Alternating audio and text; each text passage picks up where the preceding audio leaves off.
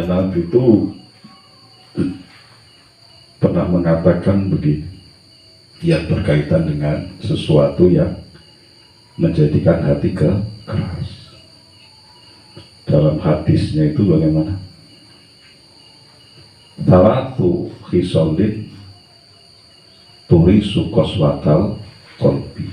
Ada 3 hal yang bisa menjadi penyebab kerasnya hati.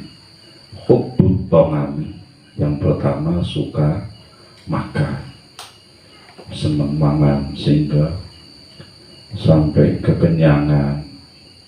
Kemudian apa? Detekna angel puasa. Itu yang pertama. Kemudian yang kedua wahubun naum, senang turu. Jadi ketika terlalu banyak tidur niku ndadekna ati niku keras. Kenapa? Biasanya wong nek akan turun niku mesti ndadekna uring-uringan, ndadekna sumpah ketika bangun. Berbeda dengan orang yang tidurnya itu normal, hanya sekedar untuk mengistirahatkan badan. Ketika bangun segar, pikirannya cerah. Tapi nek tidurnya berlebihan, orang dadekna mencerahkan pikiran, orang mencerahkan hati, malah nyumbegna hati. Mulanya kadang ana wong tangi turu, muring-muring, jekel. Itu karena tidur yang berlebihan. Dadek nanti sumpah. Turu ya sing normal mawon. Berapa jam? 8 jam. Ya kan, 1 hari 1 malam tidur 8 jam. Jangan berlebihan tidur. Bengi wis turu subuh nang sekolahan tu mengko bar turu maneh giliran ngaji bar asar ya ngantuk. Turu nang panggonan pengajian. Bari bisa ngaji ya turu maneh ngantuk maneh. Iku jenenge wong sing kaken turu, wong sing seneng turu, orang yang berlebihan tidur. Sehingga menjadikan hatinya keras. Kemudian wahubur rohah, yang ketiga. Hubur rohah itu artinya seneng anggur-angguran, seneng enak-enakan, seneng layah-layah, seneng santai-santai. Kenapa mengeraskan hati? Karena orang yang nganggur itu kan hati dan pikirannya tidak terfokus pada sesuatu, sehingga apa? Detekna pikiran karatine itu macam-macam, ya kan? Nek wong tua ya kadang-kadang kangen-kangen alane wong, mikirna alane wong, mikirna bandane wong, kan sumpek tuh nih, detekna sumpek. Nek nom-noman ya sampai nganggur ngapa-ngapa, susahnya pikirannya merenyang-nyang nang di sini. Pikiran cewek, kalau cewek nang tanggalan itu dibayang mah, seandainya ya, pacarnya kayak semua, akhirnya pikirnya pernah. Belum nopo mikirnya hal-hal sing lebih negatif lagi.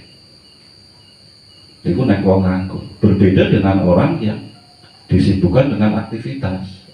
Pikiran karo hati ini kan sibuk nanggone aktivitas, memikirkan aktivitasnya, memikirkan kegiatannya, sehingga maupun jenenge tidak berpotensi untuk memikirkan, merenungkan hal-hal yang negatif.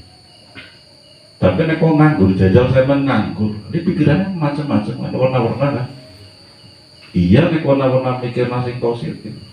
Tapi rata-rata kebanyakan itu memikirkan hal yang negatif karena pemikirannya tidak tersalurkan. Ulama itu mengumpamakan seperti halnya air yang diam. Air yang tenang, yang tidak mengalir itu kan lama-lama bisa menjadi sumber penyakit atau bibit penyakit. Lalat, nyamuk bertelur di situ. Biasanya jadi banyune orang enak, biasanya jadi sumber penyakit. Berbeda dengan air yang mengalir. Begitu juga hati dan pikiran yang tidak disibukkan dengan hal-hal yang positif, pada akhirnya juga apa? Yang muncul nanti adalah hal-hal yang negatif. Paham ya?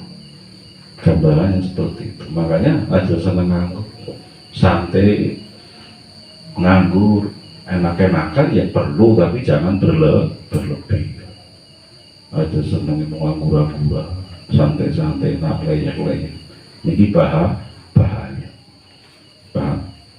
Kemudian yang keempat yang bisa menjadi penawar hati, waqiyamul lail, menghidupkan malam.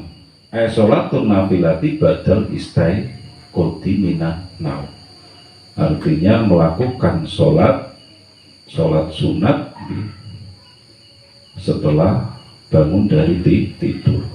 Sholat sunat tahajud yang utama dilakukan di malam hari diantaranya adalah menjalankan sholat sunat tahajud. Tapi menghidupkan malam apa hanya sholat tahajud? Ya tidak.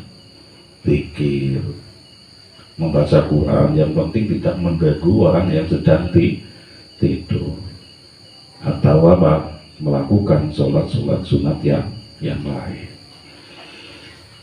Kemudian yang terakhir tentang sholat tahajud ini pernah dijelaskan dalam satu hadisnya. Baginda Nabi kan mengatakan bahwa qiyamul lail yang dimaksud sholat tahajud itu adalah dabus sholih, adat atau kebiasaan orang-orang sholat.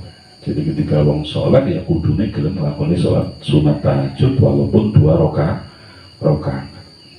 Kemudian yang terakhir yang bisa menjadi penawar hati yang keras atau pengobat hati yang keras adalah watadorumu batas sobah, watadorumu nindas sobahi, ninda kurbi,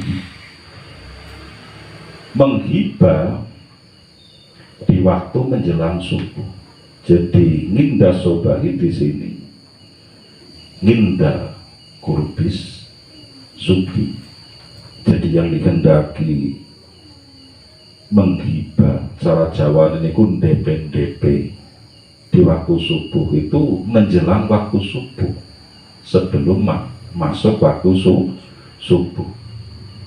Ya sementara menghibah atau DP itu sendiri nopo, ya mengakui kesalahannya di hadapan Allah, mengakui dosanya, memohon ampun kepada Gusti Allah, memohon ampun dari dosa-dosa, dari kesalahannya dalam melakukan ibadah yang belum benar atau belum sesuai dengan apa yang dikehendaki oleh Gusti Allah.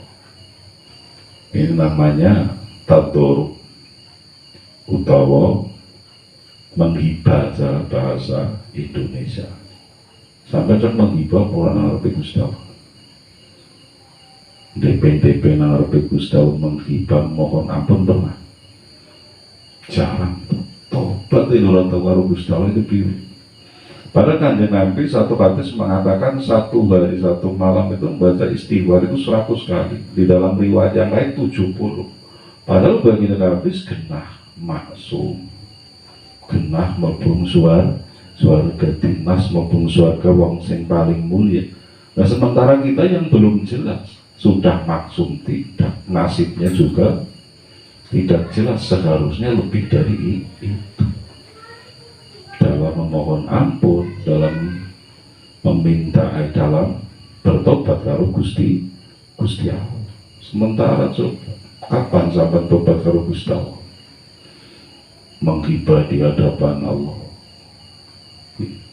memohon ampun tentang dosa-dosanya, tentang kesalahannya, tentang kemaksiatannya, tentang kemungkarannya pernah. Sampai menghibah mungkin ya hanya ketika meminta, ya Allah Gusti, ya kan, pengen ganti HP sing anyar, kancane HP wis anyar kabeh. Paling hanya itu kan. Atau ketika diputus nah pacare lan niku heboh gitu. Mene menghibah kalau Gusti Allah niku heboh, ya Allah Gusti diparing kuat atine. Ya Allah Gusti diparingi kuat atine, diparingi sabar, diparingi ganti sing lebih apik. Luwes malah donganan niku soal bener. Jaluk ganti pacar sing apik itu donga sing bener ora iki.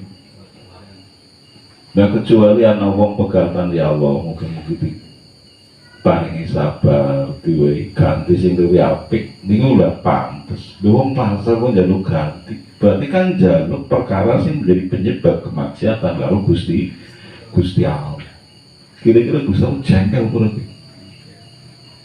Mangga Gusti Allah ora ulasane jejeg tenan iki.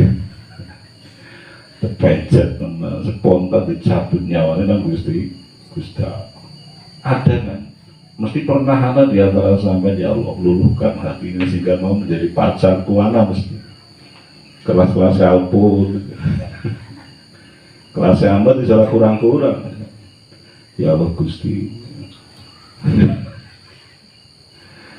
jangan ukur kue dia mau priwe coba ya makanya memintalah sesuatu yang positif, menggibahlah, memohon kepada Allah dengan sepenuh jenenge hati,